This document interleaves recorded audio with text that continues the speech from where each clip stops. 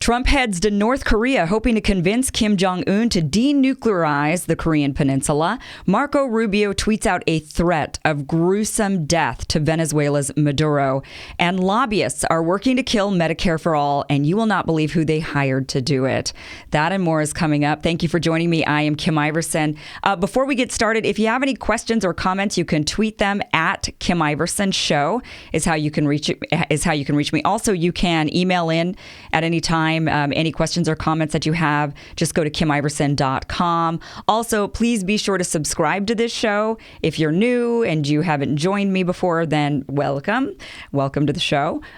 Subscribe. Also, hit the bell so that you get the notification whenever I publish new content. Also, if you want this in podcast form, then the link is down below on where you can download this podcast. So there you have it. Let's go ahead and get started. First, let's talk about Alexandria Ocasio-Cortez. She was doing one of her Instagram stories, maybe it was a Snapchat story where she just rolls tape and she's cooking and talking. And conservatives are going wild over what she said last night while she was cooking. Watch this clip.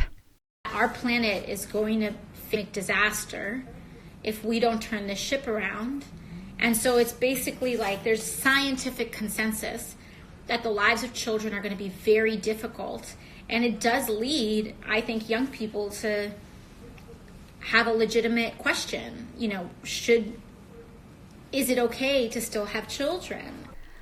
Okay, so they're freaking out over her asking a moral question, a moral dilemma question. Should we have children because of climate change? And quite honestly, it's a really legitimate question to ask. When we know what the threat is going to be, we're going to have extreme weather, which is more fire, hurricanes. There's so many more things that are going to be happening as far as natural disasters. Our air quality is going to go down. Our clean, fresh water supply is going to go down. And that is something that's obviously extremely essential to life. Right now, they're saying that there's about 150 to 200,000 deaths annually due to climate change. And by 2030, that's going to double. And some estimates say that could even be higher than that, depending on how quickly we solve the problem. So I think it's a really fair question to ask. Should we be having children? Should we be maybe more conscious of this? I know people want to laugh at that, but many times throughout you can look at like China, for example, when they were facing a population crisis, they had to ask themselves that moral question. Should we have kids? And they ultimately decided, no, we shouldn't be having more kids. We've got a problem here. So they limited it to one kid per couple.